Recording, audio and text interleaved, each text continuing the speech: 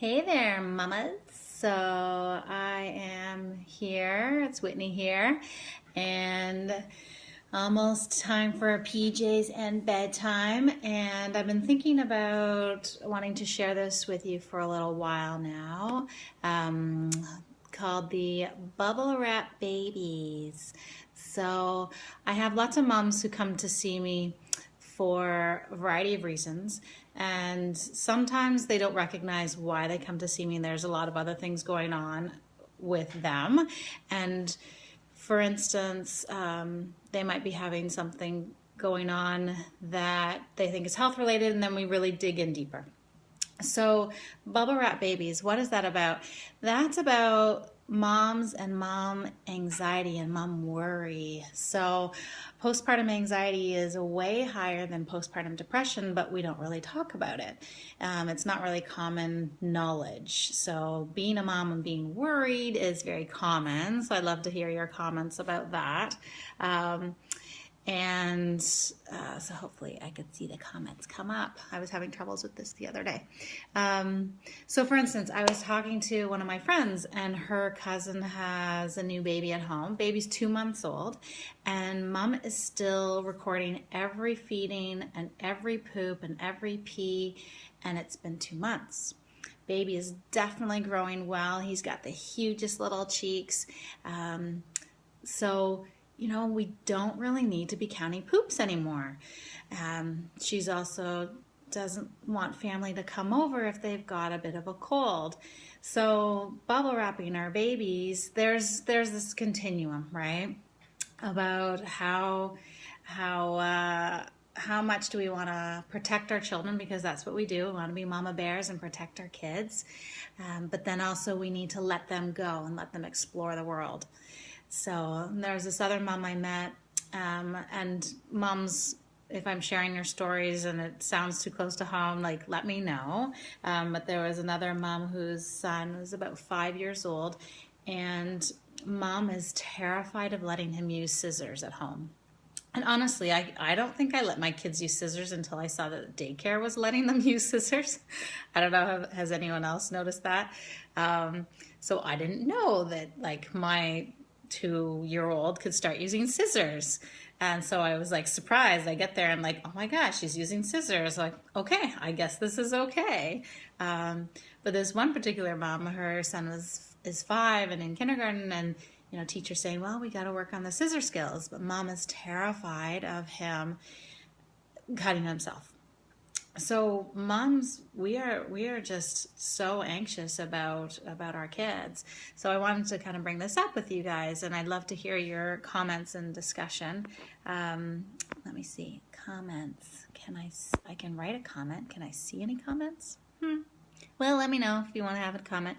Or Micah, say hi so that I could see you there. Micah is actually a great person to talk to about kids and anxiety. She's having a talk coming up next week, right? The 18th.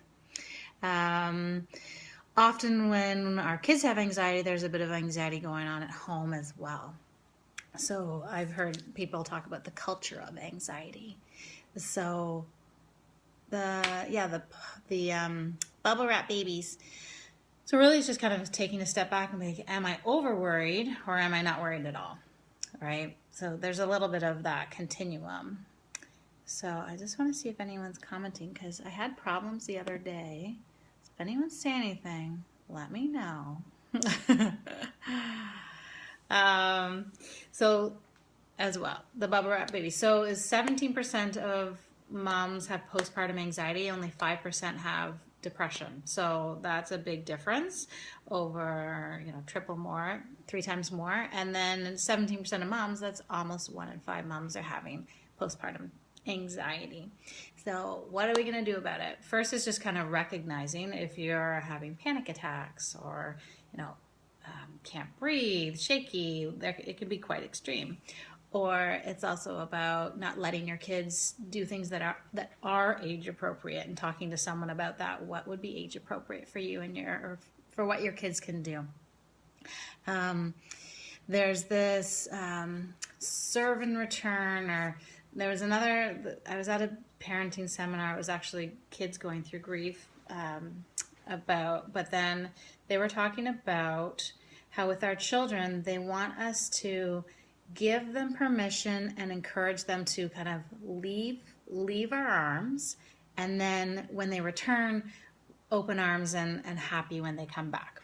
So for instance, with your child, if you've got a young one who is crawling, so you're confident and calm enough to let them explore their world and then come back to you when they're ready. So if they're crawling away or they're standing up on their own, you're calm and letting them explore their world in a safe way, of course, but and then happy when they come back.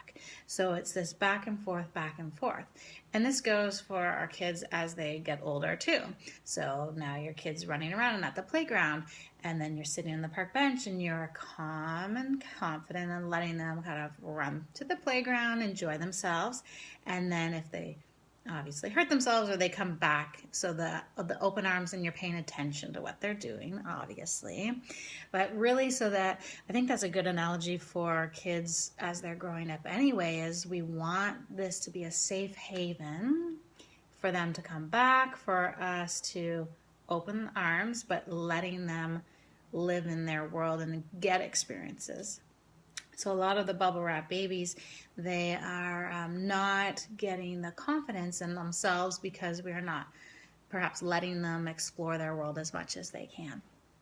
So I'd love for you to kind of reflect on where you are in that whole spectrum. I have three steps for you. I'd like to, so first, when I see patients in the office for worry, extra anxiety, I like to prescribe 100 deep breaths a day. So that sounds like a lot, but you could split it up. So deep into your belly, deep breaths, space it out. So every time you're about to eat, take 5 deep breaths to make sure you're going to rest and digest and eat your foods. You can take 5 deep breaths before you yell at someone, your child or yourself or anything. You could take 5 deep breaths if you're feeling anxious or overwhelmed about something. Perhaps you're someone who likes everything to be in its place at home. Floors have to be clean and you kind of lose your cool if things are not so.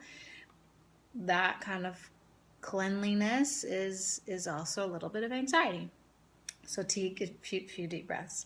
Second step I want you to do is take it off. So you're going to take things off your plate. You're going to not put everything on your plate because postpartum anxiety, that can happen anywhere in the first year, longer. You don't want to keep yourself to the highest standard that perhaps you were before. So we are perfectionists in this day and age often, and that is about some more fear. So fear of either missing out or not doing the right thing, which is fear, anxiety. Okay, so I want you to take some things off your plate. And then the third step is to ask for help. So that could be a variety of things that you could do to ask for help. One, it could be reach out to me and ask me for help. We can talk about what we can do for you specifically, and supplement, diet, coaching, mommy coaching kind of thing, mommy mentoring. It could be asking help from a friend, a family member when you're feeling overwhelmed. So I definitely want you to kind of ask for help, not think you have to do it all, so that we can decrease what's on your plate. Anyway, I'd love to hear your thoughts, what kind of worries you have, and I'm sending you guys big love out there because I know we're all trying to just do a good job, right? So love to hear what you think about your mommy worries and how in your life you have bubble wrapped your baby and kind of worried about different things for them, or even as they're teenagers and growing. I'd love to hear from the parents with older kids too. What kind of things you've done with bubble wrapping your babies, or how you've let them kind of explore and then come back to the haven when they're ready. Okay, hope everyone's doing well. Good night. I will talk to you later. Bye.